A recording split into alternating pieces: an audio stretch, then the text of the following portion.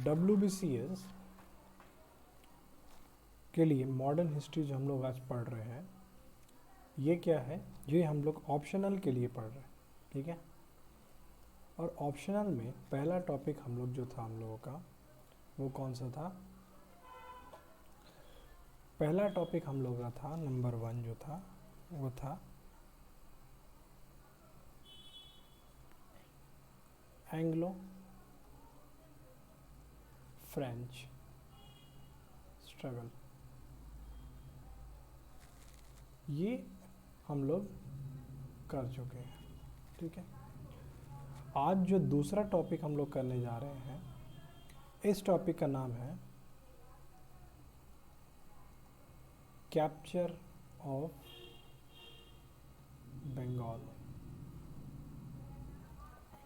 ये हम लोग आज पढ़ेंगे।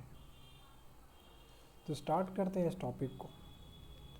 बंगाल, बंगाल को क्या बोला जा रहा है कि बंगाल है खजाना। उतने टाइम बंगाल को बोला गया क्या? कुबेर। कुबेर कौन? कुबेर धन, खजाना था बंगाल, है ना। किस मामले में बोला जा रहा है खजाना था? नेचुरल रिसोर्सेस बहुत तगड़ा, हैंडीक्राफ्ट वही हिसाब से, ऊपर से, ठीक है। जो चाइना, इंडो चाइना जो एरिया था ये वाला, यहाँ था मसाला, और यहाँ से ये नज़दीक था। Proximity to golden land. बताओ क्या था बंगाल? खजाना था, खजाना, Kuber, natural resources, handicraft, proximity to golden land, Indo China, Suvarnabhumi, ठीक है। तो ये क्या है? बंगाल था जैगरी। जैगरी का स्पेलिंग नहीं पता हमको। गुड़, जिसको हम लोग बोलते हैं गुड़। तो गुड़ के पास कौन आता है? चींटी। चींटी कौन है? इंग्लिश। तो कुछ यहाँ पर जो घटना हुआ वो सब हम लोग यहाँ पर देखेंगे। जो घटना हम लोगों को देखने को मिला, क्या क्या इंग्लिश कारनामा क्या।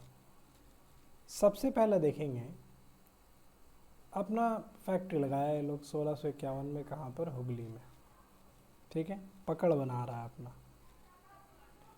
तो पहला फैक्ट्री स्टैब्लिश कर लेता है लोग 1651 में, ठीक है। और शुरू से ही बोल सकते हैं इन लोगों का यहाँ पर इकोनॉमिक और पॉलिटिकल इंटरेस्ट था बंगाल में, ठीक। तो इकोनॉमिक इंटरेस्ट हम देखेंगे 16 से 51 में। डॉक्टर बॉटन थे।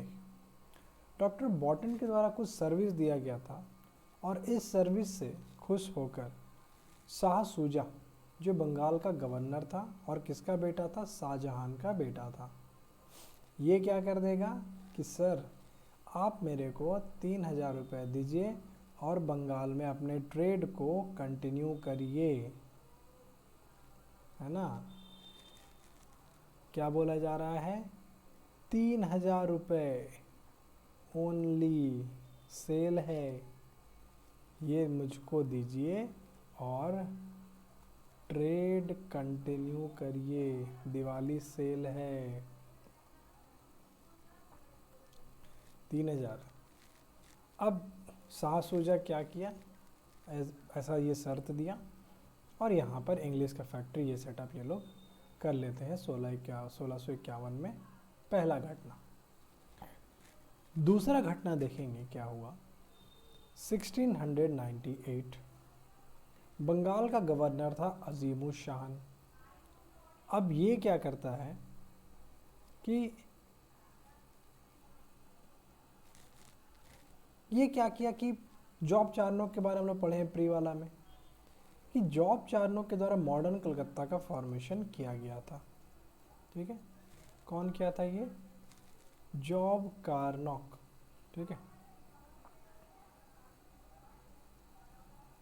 सॉरी, चार्नोक है ना। जॉब चार्नोक के द्वारा क्या बना था?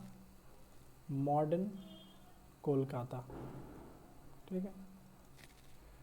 अब यहाँ पर अजीमुशान ही परमिशन देगा कि एक काम करिए, आप सूतानाती कलिकता और गोविंदपुर ले लीजिए, ठीक है, और ये लेके 1700 में यहाँ पर फैक्ट्री बना लेते हैं, ठीक है, फोर्ट विलियम जो बनेगा, ठीक है। ये हुआ दूसरा घटना, नंबर 2 घटना। सबसे तीसरा और खतरनाक घटना हुआ फारूकशियर के द्वारा। डॉक्टर फ्रैंकलिन एक थे, कुछ सर्विस दिए होंगे, कुछ ठीक वो कर दिए होंगे, फारूकशियर का कुछ प्रॉब्लम वॉब्लम। तो 1717 में फारूकशियर ने क्या बोला कि साहब क्या आप लोग इतना परेशान होते हैं, लीजिए आप लोग को एक ऐसा फरमान देते हैं, आप लोग ज़िंदगी भर खुश रहिएगा और इंडिया को लूटते रहिएगा। तो इसने क्या दिया, दस्तक, इसने क्या दिया, कौन है, फारूकशियर ने दे दिया दस्तक। दस्तक क्या था, दस्तक जो था वो था ड्यूटी फ्री ट्रेड, ठीक है, वो दे दिया फारूकशियर। और सबसे खतरनाक चीज यहाँ पर यही बन गया, ठीक है। दस्तक क्या था, पास दे दिया गया था एग्जेम्पशन के लिए, ठीक है, ब्रिटिश गुड्स को। तो दस्तक ही यहाँ पर मेन रीज़न बनेगा क्लैश जो होगा बिटवीन किसके किसके बीच में, जो बंगाल के नवाब होंगे वो और ईस्ट इंडिया कंपनी के बीच में, ठीक है। लेकिन जो इनिशियल नवाब थे, हम बोल सकते हैं मुर्शीद कुली खान से लेकर अली वर्दी खान तक, ये सक्सेसफुल थे किस चीज़ में करने के, taming the company, means company को कंट्रोल में रखने में, कंपनी के ऊपर में पकड़ बना के रखने में। अली वर्दी खान से मुर्शीद कुली खान से लेकर अली वर्दी खान तक यहाँ पर सक्सेसफुल थे। कहानी कहाँ चेंज होता है, जब इस कहानी में आते हैं सिराज भाई। कौन आते हैं, सिराजुद्दौला। अब सिराजुद्दौला यहाँ पर इस कहानी में एंट्री मारेंगे। कब आएंगे ये, 1756 में आएंगे सिराजुद्दौला, ठीक। यंग, एनर्जेटिक, एम्बिशियस, कितना तारीफ कर रहा है, लेकिन कुछ इनमें ड्रॉबैक था, impatience, anger and lack of experience. यही सब पॉइंट कौन ध्यान देगा, क्लाइव। आगे देखेंगे हम लोग, क्लाइव समझ जाएगा कि लड़का पतला टीना है, तुरंत में गर्म हो जाता है, तो कुछ ना कुछ तो करना होगा। क्लाइव इस बात को समझ गया था। तो जब सिराज पावर में आ गया 1756 में, ठीक है, और इतने टाइम जो कंपनी के ऑफिसर थे वो बहुत ज़्यादा एंथुजियास्टिक थे। क्यों एंथुजियास्टिक थे, क्योंकि इससे पहले इन्होंने साउथ में फ्रेंच को ये लोग पीट कर आए थे और इनका कॉन्फिडेंस एकदम 7वें आसमान में था। और सिराज बहुत सारा प्रॉब्लम को फेस कर रहे थे, ठीक है। कुछ तो उनके रिश्तेदार और उनके कोर्ट के लोग थे जो सिराज के अगेंस्ट में थे, और बाकी जो ऑफिसर, जो कसर बच रहा था, जो ऑफिसर थे यहाँ पर, वो लोग निकाल दे रहे थे, ठीक है। तो यहाँ पर जो अंग्रेज़ थे ये क्या करेंगे, ये रिपीट करने की कोशिश करेंगे किस चीज़ को, फार्मूला ऑफ किंग मेकर। कहाँ पर, जो ये लोग साउथ में करके आए थे वही गेम यहाँ पर ये लोग चलाना चाहेंगे, ठीक है। और इसी घटनाक्रम में क्या होता है, नवाब को इरिटेट करने के लिए ये लोग जो फोर्ट विलियम था, है ना, उसको फोर्टिफाई करना स्टार्ट कर देंगे, किलाबंदी करना स्टार्ट कर देंगे, विदाउट द परमिशन ऑफ नवाब। बिना परमिशन के आप क्या कर रहे हैं, आप किलाबंदी करना स्टार्ट कर दिए हैं। तो नवाब को क्या लगेगा कि भाई मेरा एरिया है, हम यहाँ के राजा हैं, ठीक है, हम यहाँ के बादशाह हैं, और आप मुझसे परमिशन लिए बिना किलाबंदी कर रहे हैं, तो ये तो अटैक है भैया सोवर्निटी के ऊपर। उसका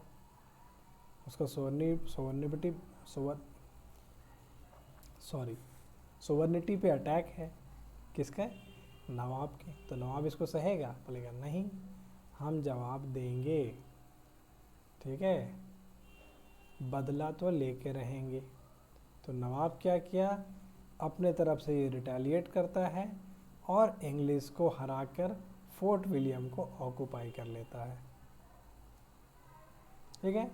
और इंग्लिश जो सोच रहे थे यहाँ पर कि ये तो बच्चा है, 16-17 साल का या 18 साल का था, इसको हराना कोई बड़ा बात नहीं है, तो इंग्लिश भी ओवर कॉन्फिडेंस थे। तो यहाँ से कुछ कुछ बात पता चला हम लोग को। इम्पेशेंस होना बहुत प्रॉब्लम वाला बात है, गुस्सा ये भी बहुत प्रॉब्लम वाला बात है, लैक ऑफ एक्सपीरियंस हो तो ज़्यादा हाथ नहीं देना चाहिए। ठीक है। और ओवर कॉन्फिडेंस, ये सब कुछ पॉइंट पता चला जो हम लोगों को साइड में रखना चाहिए। तो नवाब ने रिटेलिएट किया और फोर्ट विलियम को ऑक्यूपाई कर लिया, इंग्लिश को भगा दिया गया। ठीक है। लेकिन एक गलती नवाब से क्या हुआ कि ऑक्यूपाई करने के बाद फोर्ट को एक सिविलियन था जिसका नाम था मानिक चंद, उसके हाथ में दे दिया फोर्ट को और वापस आ गया। अरे भैया, वहाँ सोल्जर तैनात करके जाना चाहिए था ना। ठीक है, गन वन लेके बॉडीगार्ड खड़ा करना चाहिए था ना। आप एक सिविलियन को वहाँ का इंचार्ज बना दे रहे हैं कि आपको वो संभालना है। ठीक है। तो इस सिनेरियो में क्या हुआ, फिर आएगा एक हीरो जो साउथ में धूम मचा चुका था अब यहाँ पर उसका नाम होगा रॉबर्ट क्लाइव। अब क्लाइव यहाँ पर आया, बोला चलिए थोड़ा देखते हैं बंगाल में क्या हो रहा है, थोड़ा इसमें पार्टिसिपेट किया जाए। तो क्लाइव यहाँ पर आने के बाद क्लाइव के द्वारा कुछ कुछ यहाँ पर काम किया गया। जैसे इसने क्या किया, सबसे पहला काम, जो मानिक चंद था ना उसको पैसा खिलाया, उसको घूस खिलाया और फोर्ट विलियम वापस ले लिया, सबसे पहला चीज़। दूसरा चीज़ क्या था, इसको सपोर्ट था यहाँ के विभीषण से। विभीषण मतलब जो गद्दार बने नवाब के सिराजुद्दौला के, जैसे मीर जाफ़र, राय दुर्लभ, जगत सेठ, खादिम खान, ये सब क्या है, सब ट्रेटर बन गए नवाब के, और सब किसको सपोर्ट कर रहे थे, इंग्लिश को। उसके बाद रॉबर्ट क्लाइव के द्वारा एक कहानी बताया गया, ब्लैक होल ट्रेजेडी। इसमें नवाब को डिफेम किया गया कि नवाब बहुत क्रूअल है। ये हॉलवेल के द्वारा बताया गया था। ब्लैक होल ट्रेजेडी 1756 में हुआ था कि एक कोठरी में बहुत सारे अंग्रेज़ों को रख कर नवाब ने मार दिया था, बिना खाना पीना पानी के छोड़ दिया था। और एक जो बचा था इसमें हॉलवेल, इसका एक बुक था अलाइव द वंडर्स, उस बुक में इसने बताया कि ऐसा ऐसा हुआ। और बोला जाता है कि ये मेन रीज़न डिफेम करने के लिए नवाब को किया गया था। और सबसे लास्ट में क्या हुआ कि जब इसको लगा कि चलो इस पर तो ठीक हम कर रहे हैं, तो क्लाइव यहाँ पर चंदन नगर में फ्रेंच का सेटलमेंट था, उसके ऊपर अटैक कर देगा। अब बंगाल में चंदन नगर था, चंदन नगर के ऊपर अटैक मतलब फिर से नवाब के सोवर्निटी पे अटैक। ठीक है, फिर से यहाँ पर रॉबर्ट क्लाइव क्या कर रहा है, उत्साह रहा है नवाब को कि ले कुछ करके दिखा कुछ, यही हो रहा है ना। अब यहाँ पर क्या होगा, रॉबर्ट क्लाइव तो पूरा गेम यहाँ पर सेट कर चुका है, जो ट्रेटर है उसको अपना सपोर्ट में ले चुका है। ठीक है, देख लिया कि आपस में ये लोग यूनिटी नहीं है, तो इनको तोड़ना बहुत आसान है। तो प्लासी का युद्ध यहाँ पर हुआ 1757 में, 23 जून 1757 में। अब इसको क्या बोला गया है कि एक स्कर्मिश था। स्कर्मिश मतलब छोटा मोटा लड़ाई था, ये बैटल नहीं था। On the basis of casualty अगर हम देखेंगे, ज़्यादा आदमी नहीं मरा था। ठीक है, और सिर्फ मीर मदन और मीर मोहन, या फिर इसको मोहन लाल भी बोला गया। ठीक है, इन दोनों को छोड़कर बाकी सब सिराज को धोखा दे रहा था। मीर जाफ़र, ठीक है, धोखाधड़ी से इसको लड़ाई से बाहर निकाल कर लेकर आ जाता है कि नवाब साहब चलिए आपके जान को खतरा है, यहाँ पर रहना सही नहीं है। और फिर उसका बेटा मीर सिराजुद्दौला को मार देता है। सिराज यहाँ पर मर जाता है और मीर जाफ़र का कोरोनेशन हो जाता है, नया नवाब बन जाता है बंगाल का। ठीक है, तो प्लासी को कैजुअलिटी के बेसिस में हम देखेंगे तो वो बैटल नहीं बोला जाता है, वो एक स्कर्मिश बोला जाता है।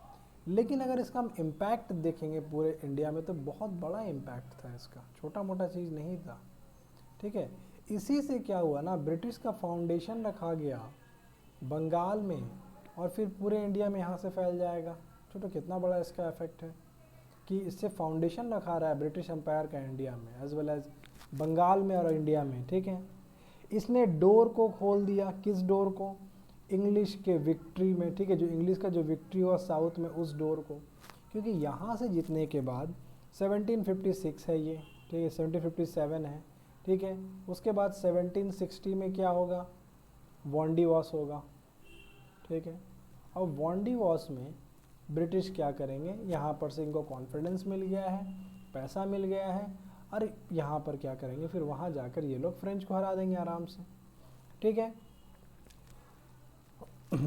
ठीक है, तो इंग्लिश अपार्ट फ्रॉम ट्रेडर, ठीक है, बिजनेस तो कर रहा था, अब क्या बन गया, पॉलिटिकल पावर बन गया। शुरू से इन लोग का यहाँ पर ध्यान था कि हम इकोनॉमी और पॉलिटी दोनों इंटरेस्ट था ये लोग का, और यहाँ पर ठीक है एक important role of king maker in Bengal अब कौन प्ले कर रहा है, इंग्लिश। इसमें भी ये लोग सक्सेसफुल हो गया। ठीक है, किंग मेकर यहाँ पर भी ये लोग बन गया। अब स्टार्ट होगा beginning of the real story of the modern India under the guidance of British. आगे मीर जाफर नया नवाब बन चुका था, 1757 से लेकर 1760 तक रहा। ठीक है, paid the price of his sense, मतलब क्या है कि कुछ दिन तक तो ये नवाब रहा, इंग्लिश को पैसा दिया, ये सब दिया, वो सब दिया। ठीक है, लेकिन एक टाइम तक आके ये भी तंग हो गया इंग्लिश से कि और पैसा कहाँ से दे, आप लोग पैसा मांगते रहते हैं, मांगते रहते हैं। ठीक है, तो इसने क्या किया, इसने डच को सपोर्ट किया, मीर जाफर ने, कि डच को सपोर्ट करते हैं, अब अंग्रेज को हरा देते हैं। उस बैटल का नाम था बैटल ऑफ बीडरा, 1759 में हुआ, और इंग्लिश जीत गया यहाँ पर, डच हार गए। और जब पता चला कि यहाँ पर सपोर्ट किसका था, मीर जाफर का, तो मीर जाफर से को गद्दी से हटा दिया गया। तब इंग्लिश थोड़ी रहने देगा उसको गद्दी पे, आप उसके अगेंस्ट में सपोर्ट कर रहे हैं, है ना, आप विभीषण बन रहे हैं, तो आपको क्या सपोर्ट करेगा, नहीं। तो उसको हटाया और उसके जगह में एक नया नवाब मीर कासिम को बना दिया गया। ठीक है, लेकिन मीर कासिम कौन निकला, मीर कासिम जो निकल गया, सद्दाम हुसैन ऑफ बंगाल। उसका मतलब क्या है, ये लोग मीर कासिम को पालने का कोशिश किया एज अ पपेट, लेकिन मीर कासिम थोड़ा सा अलग टाइप का आदमी था, बहुत, है ना। One of the ablest nawab of the successor of Alivardi Khan बोला जाता है मीर कासिम को। ठीक है, तो मीर कासिम जो बोला गया इसको मैन ऑफ सस्टेंस। ठीक है, coming in to power he try to be real ruler in his background. ठीक है, और इसके बैकग्राउंड में देखेंगे तो बहुत सारा काम इसके द्वारा किया गया। एडमिनिस्ट्रेटिव रिफॉर्म किया गया, इसने ट्रांसफ़र कर लिया कैपिटल को, कहाँ से कहाँ, मुर्शिदाबाद से मुंगेर सबसे पहला। लॉ एंड ऑर्डर के ऊपर में ध्यान दे रहा है ये, ओवरहॉल कर रहा है, मतलब कुछ गलतियाँ था उसको सुधार कर रहा है एडमिनिस्ट्रेटिव पॉलिटिकल स्टेप में। इकोनॉमिक रिफॉर्म देखेंगे तो ये क्या करता है, खजरी जमा नाम का एक नया टैक्स ये लगाता है। ठीक है, apart from collecting tax and custom duties, ठीक है, एक नया टाइप का टैक्स खजरी जमा यहाँ पर लगाता है। मिलिट्री रिफॉर्म्स देखा जाएंगे तो मिलिट्री रिफॉर्म्स में ये क्या क्या कर रहा है, एक डिसिप्लिन्ड आर्मी रखा है यूरोपियन स्टाइल में, और इस्टेब्लिश करता है एक कैनन फैक्ट्री कहाँ पर, मुंगेर में। अब यहाँ पर स्टोरी में मज़ा आएगा। ठीक है, अब मुंगेर में यहाँ पर क्या होगा कि ये सब जब कर रहा था ना, तो इंग्लिश के आँख में तो गड़ेगा अब, तो इंग्लिश के आँख में ये क्या कर रहा था, अब थोड़ा चुभ रहा था, और इंग्लिश इसके एक्टिविटीज़ के ऊपर, इसके गतिविधियों के ऊपर नज़र रखे हुए थे। ठीक है, और मीर कासिम यहाँ कोशिश कर रहा था कि मैं बनूँगा असली राजा, अंग्रेज सबको हटाओ, मेन पावर अपन के पास होगा, ये मीर कासिम बोल रहा था। तो अब क्या होगा, झगड़ा स्टार्ट हो जाएगा, छोटा मोटा झगड़ा स्टार्ट होगा कासिम के बीच में और कंपनी के बीच में। इसी सिचुएशन में एक एपिसोड हम लोग देखेंगे, उसका नाम है एलिस एपिसोड। अब इस एलिस एपिसोड में क्या हुआ, जो रिफ्ट यहाँ पर था, छोटा मोटा झगड़ा, ये किस में बदल गया, वो बदल गया एक स्ट्रगल में। ठीक है, कैसे हुआ, बोला जाता है कि जो सॉल्ट पिटर था, कैनन फैक्ट्री खोल रहे हैं, सॉल्ट पिटर वगैरह का ज़रूरत होता है, खोलना है खोल लीजिए अभी भी। तो बंगाल में बोला गया कंपनी का मोनोपोली था, सॉल्ट पेटर का मोनोपोली किसके पास में था? सिर्फ और सिर्फ ईस्ट इंडिया कंपनी के पास में इसका मोनोपोली था। और मीर कासिम जो था वो ऑलरेडी एक कैनन फैक्ट्री इस्टेब्लिश कर चुका था, कहाँ पर? मुंगेर में। अब इसमें क्या हुआ, तो एक अर्मानियन सॉल्ट पेटर का जो एक मर्चेंट था, है ना, वो आता है मुंगेर में। बिजनेस चल रहा था ना यहाँ पर, ये भी कैनन फैक्ट्री है तो सॉल्ट पेटर लगेगा। तो अर्मेनिया का एक मर्चेंट होता है सॉल्ट पेटर का, वो आता है मुंगेर फोर्ट में। और जब यहाँ पर कंपनी के एक एजेंट जिसका नाम था एलिस, उसको जब पता चलता है कि अरे ये क्या हो रहा है भाई, अब तो सॉल्ट पेटर मंगा रहे हैं लोग, इसके ऊपर तो जाके कुछ करना पड़ेगा। तो जो एलिस था, कंपनी का जो एजेंट था पटना का, वो क्या करेगा, मुंगेर फोर्ट में रेड कर देगा। अब नवाब साहब गरम कि तुम्हारी इतनी ज़रूरत तो तुम मेरे किला में आकर तुम रेड करोगे, छापा मारोगे। यहाँ पर नवाब साहब गरम हो गए। अटैक था इनके डिग्निटी के ऊपर में, इनके रिस्पेक्ट के ऊपर में, इनके सोवर्निटी के ऊपर में, ठीक है। तो इमीडिएटली क्या किए नवाब साहब कंप्लेन करते हैं विंसीटार्ट को, उतने टाइम का बंगाल का गवर्नर था, ठीक है। और उनको एक रिक्वेस्ट करते हुए एक कन्वेंशन, एक ट्रीटी ये साइन करने के लिए बोलते हैं। किसके बीच में बोलते हैं? मीर कासिम लिखते हैं विंसीटार्ट को मुंगेर कन्वेंशन के बारे में। कौन लिख रहे हैं? मीर कासिम लिख रहे हैं। तो जो इम्पॉर्टेंट डिसीजंस था यहाँ पर इस कन्वेंशन का, वो क्या था? बोला गया, मीर कासिम बोल रहे हैं, देखिए सर, देखिए विंसीटार्ट साहब, अगर कोई भी डिस्प्यूट होता है कंपनी और नवाब के बीच में, तो नवाब क्या होगा यहाँ पर? सोल अथॉरिटी होगा उस डिसीजन को लेने में। दूसरा पॉइंट क्या था नवाब साहब का? वो था कि कंपनी 9% ड्यूटी पे करेगा जो भी ये ट्रेड कर रहा है उसके ऊपर। तीसरा क्या था? जो दस्तक को इशू करने का जो राइट है वो नवाब साहब के पास में होगा, ठीक है। तो जब कलकत्ता काउंसिल इस लेटर को देखा तो उसका घूम गया दिमाग कि ये क्या बोल रहे हैं साहब, आपकी इतनी ज़रूरत नहीं है, बस आपको बस चुपचाप से मेरे अंडर में रहना और कुछ बोलना नहीं है। तो विंसीटार्ट साहब ने इस लेटर को फाड़ कर फेंक दिया। और यहाँ मीर कासिम अलग गुस्सा में तिमतिमा रहे थे, लेकिन ये अकेले फाइट करने के उतने टाइम में एबल नहीं थे। तो ये कहाँ चले गए? ये चले गए अवध चले गए, और वहाँ पर ये पार्टी जुगाड़ कर रहे थे कि हम तो मारेंगे भैया। तो जाके ये ट्रिपल अलायंस बनाते हैं, किसके साथ में? अवध का कौन था यहाँ पर? अवध के यहाँ पर जो थे वो थे शुजा उद दौला। अवध के शुजा उद दौला। मुगल के कौन थे? शाह आलम II और मीर कासिम। तीनों मिलकर लड़ेंगे किससे? ईस्ट इंडिया कंपनी से। और यहाँ कौन रिप्रेजेंट कर रहा है? ठीक है, हेक्टर म्युनरो। यहाँ पर लड़ाई होगा जिसको बोला गया बैटल ऑफ बक्सर। कब हुआ? 1764 में, है ना। इसको बोला जाता है 22 अक्टूबर 1764 में ये बैटल हुआ। तो इंडियन पावर्स हार गए, ठीक है। जो इंडियन पावर्स थे वो डिफीट हो गए, ठीक है, by most smart and emerging power, ठीक है, in the world, East India Company, ठीक है। हारना ही था, ठीक है। तो most smart and emerging power of the world है, उससे ये लोग लड़ने जा रहे हैं, तो क्या होगा? हारेंगे ही। तो इस बैटल का जो अचीवमेंट था, ठीक है, वो क्या था? इस बैटल का अचीवमेंट हम कुछ इस प्रकार बोल सकते हैं कि प्लासी में जो भी अचीव हुआ था उसका कंफर्मेशन बैटल ऑफ बक्सर से हुआ। तो बैटल ऑफ बक्सर जो था उसका बहुत इम्पोर्टेंस है, ठीक है, मेजर बैटल था, एक बहुत ज़्यादा इसका इम्पोर्टेंस है। तो अब यहाँ पर बंगाल जीत चुके हैं और यहाँ पर बुलाया जाता है फिर से रॉबर्ट क्लाइव को। क्यों? क्योंकि बोला गया जो इस गेम को स्टार्ट किया है वही इस गेम को फिनिश करेगा, फाइनल डेस्टिनेशन में लेकर जाएगा।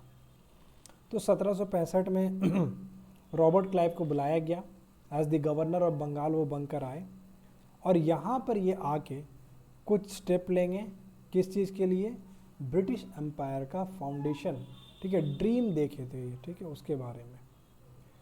तो यहाँ पर एक देखते हैं, एक ओवरव्यू हम देखते हैं पूरा, ये है जो ड्रीम था कि इंडिया में ब्रिटिश एम्पायर हो, ड्रीम किसने देखा था, रॉबर्ट क्लाइव ने। इस ड्रीम का फाउंडेशन कौन रखेंगे वैरन हेस्टिंग और कॉर्नवालिस इस ड्रीम का फाउंडेशन रखेंगे। सपना किसने देखा, रॉबर्ट क्लाइव ने, और इस ड्रीम का फाउंडेशन कौन रखेंगे, वैरन हेस्टिंग और कॉर्नवालिस, ठीक है। इस बिल्डिंग को कौन बनाएगा, इस बिल्डिंग को बनाएंगे लॉर्ड वेलेस्ले और लॉर्ड हेस्टिंग, और इस बिल्डिंग को ब्यूटीफाई कौन करेंगे, विलियम बेंटिक एंड डलहौजी इस बिल्डिंग को ब्यूटीफाई करने का काम करेंगे, ठीक है। ड्रीम किसने देखा, क्लाइव ने। फाउंडेशन किसने रखा, Warren Hasting and Lord Cornwallis. Wellesley और लॉर्ड हेस्टिंग ने बिल्डिंग बनाया और विलियम बेंटिक और डलहौजी ने इस बिल्डिंग को ब्यूटीफाई किया, ठीक है। तो सबसे पहले हम लोग जो पढ़ेंगे रॉबर्ट क्लाइव के बारे में, 2 साल के लिए यहाँ पर ये आए थे, ठीक है। और यहाँ पर इनके द्वारा कुछ काम किया गया, ठीक है, पॉलिसी लाया गया। तो क्या क्या पॉलिसी यहाँ पर इनके द्वारा लाया गया, वो था treaty of Allahabad. Treaty of Allahabad जो था ये क्या था, master stroke. Treaty of Allahabad क्या था, एक मास्टर स्ट्रोक था। 3 अलग अलग आदमी के साथ हुआ, शाह आलम II, शुजाउद्दौला अवध का, और नजमुद्दौला बंगाल का। इन तीनों के साथ में ये ट्रीटी ऑफ इलाहाबाद किया गया। सबसे पहला जो ट्रीटी था वो किसके साथ किया गया, शाह आलम II के साथ में किया गया, so called the Mughal representative, है ना, मुगल अथॉरिटी इन इंडिया।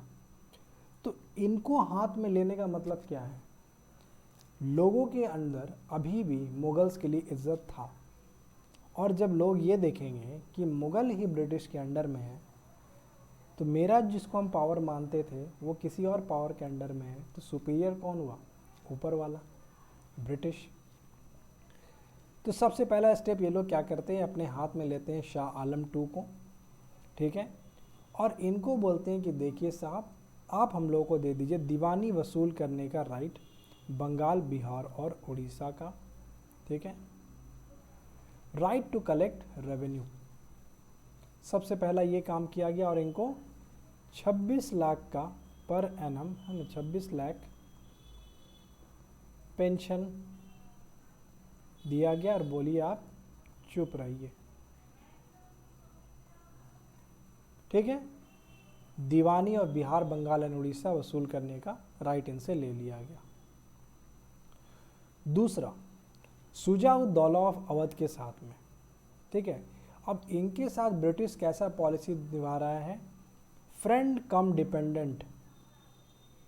मतलब जो अवध का शुजाउद्दौला था वो फ्रेंड कम डिपेंडेंट हो गया ईस्ट इंडिया कंपनी के ऊपर। कैसे, शुजाउद्दौला ने एक्सेप्ट कर लिया था एक ब्रिटिश ऑफिसर अपने कोर्ट में, और इसने एक चीज़ को और एक्सेप्ट कर लिया, वो क्या था, ब्रिटिश कंटिजेंट को अपने एक्सपेंसेस में रखना, ठीक है, जो बाद में बोलेंगे सब्सिडियरी अलायंस,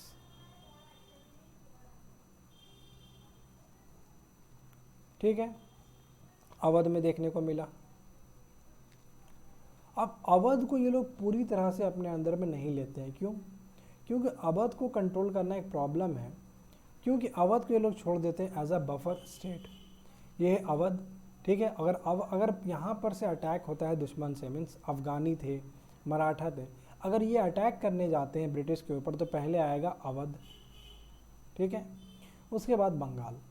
तो अवध को एज अ बफर स्टेट बना के ये लोग छोड़ देते हैं। कौन, रॉबर्ट क्लाइव। एक बहुत खतरनाक स्टेप लेते हैं ये, कि अवध को सिर्फ एक बफर स्टेट बना के छोड़ दिया गया against the Afghani and Maratha.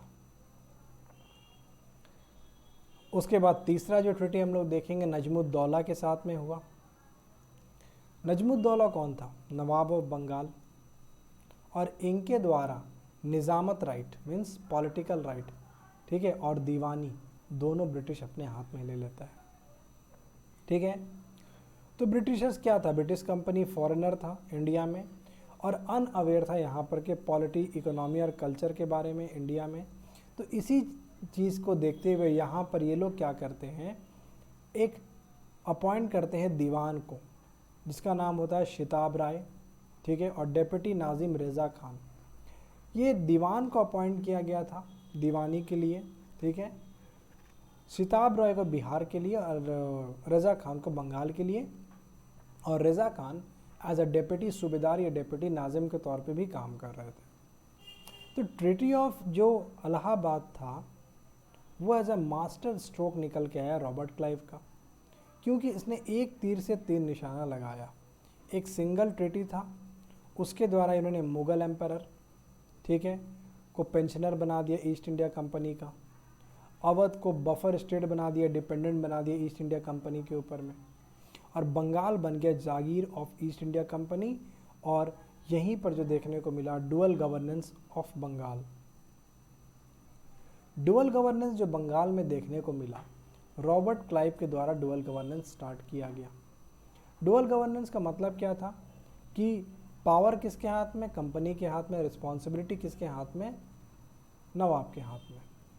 दीवानी और निज़ामत ईस्ट इंडिया कंपनी अपने पास रखता है, लेकिन गद्दी पे किसको बैठा दे रहा है, एक बंगाली नवाब को, नजमुद्दौला फिर मुबारकदौला। तो पावर किसके हाथ में रहा, कंपनी के हाथ में, और रिस्पॉन्सिबिलिटी किसके हाथ में रहा, बंगाल के नवाब के हाथ में। इसी को बोला गया डुअल गवर्नमेंट, जो 7 साल तक सरवाइव किया और बंगाल को निचोड़ कर रख दिया एकदम।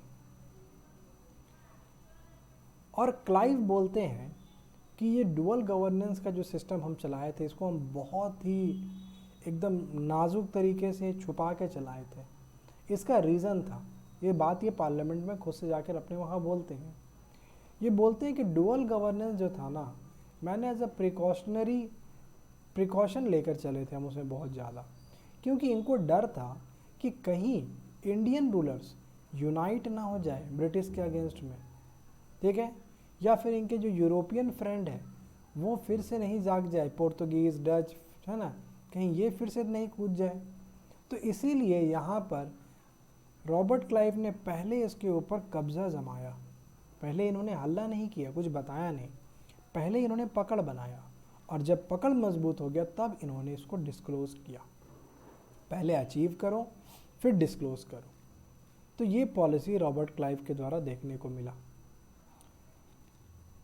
उसके बाद तीसरा चीज़ जो यहाँ पर देखने को मिल रहा है, कोवर्नेटेड सिविल सर्विसेज देखने को मिला।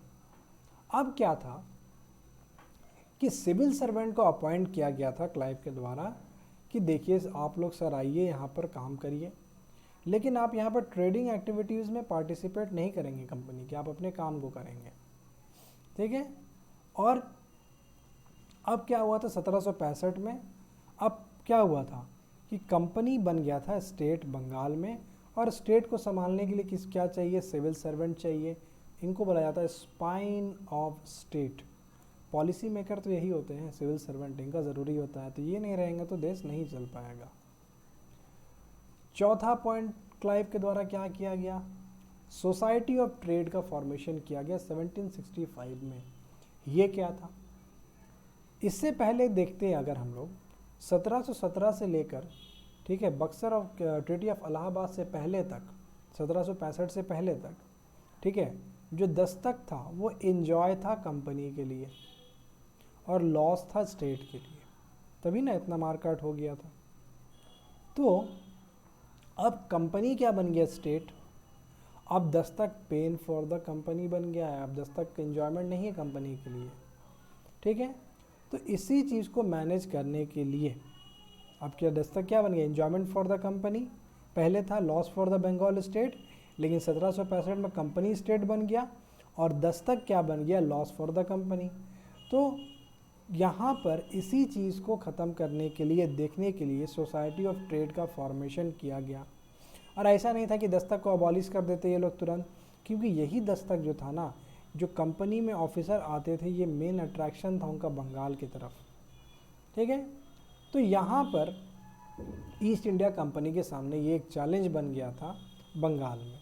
तो इसी को हैंडल करने के लिए Robert Clive society of trade का फॉर्मेशन करते हैं। और सोसाइटी ऑफ ट्रेड में ये क्या बोलते हैं कि इन्होंने क्या किया, मेंटेन किया मोनोपोली कुछ स्पेसिफिक आइटम के ऊपर में, जैसे सॉल्ट हो गया, बीटल नट हो गया, सॉल्ट पीटर हो गया, इन सब कुछ चीज़ों के ऊपर में सिर्फ कंपनी का मोनोपोली रहेगा और कोई इस बिज़नेस में नहीं आ सकता है। और जो भी प्रॉफिट होगा इस ट्रेड से वो डिस्ट्रीब्यूट कर दिया जाएगा among the officers of the company. ठीक है, और जो कंपनी के ऑफिसर्स होंगे उनके बीच में ये डिस्ट्रीब्यूट कर दिया जाएगा। ठीक है, हालांकि ये क्या हो गया, ये जो पॉलिसी था इनका सोसाइटी ऑफ ट्रेड का, ये फेल्ड टू ओवरकम। लेकिन जो मेन ऑब्जेक्टिव था क्लाइव का वो यहाँ पर हो गया था। इन्होंने जो ड्रीम देखा था, ठीक है, वो लगभग यहाँ पर बनना स्टार्ट हो गया था। ओवरऑल क्लाइव जो था अपने काम में सक्सेसफुल होता, अपने प्लान को यहाँ पर पूरी तरह से लागू करने में, ब्रिटिश एम्पायर को इंडिया में स्टार्ट करने में। ठीक है, और इसी प्लान के ऊपर में जो फाउंडेशन होगा वो फाउंडेशन कौन रखेंगे, वैरन हेस्टिंग एंड कॉर्नवालिस। तो ये था क्या, कैप्चर ऑफ बंगाल। ठीक है, अब नेक्स्ट जो होगा वो हम लोग नेक्स्ट क्लास में देखेंगे। वो क्या देखेंगे, मैसूर पढ़ना है, ठीक है, मराठास पढ़ना है, ठीक है, सिख के बारे पढ़ना है, एक्सेट्रा। ये सब हम लोगों को आगे जाकर देखना है। तो इससे हम लोग क्या देखेंगे, ये सब जो होगा ये क्या होगा, इंडिया के ऊपर पूरा कैप्चर होगा। ठीक है, ये क्या हो जाएगा, कैप्चर ऑफ बंगाल तो हो गया। अब यहाँ पर कैप्चर ऑफ इंडिया के लिए यहाँ पर ये सब काम किया जाएगा। ठीक है, तो ये लेक्चर छोटा ही था, यहीं तक रखते हैं उसको, आगे अब पढ़ेंगे बाद में।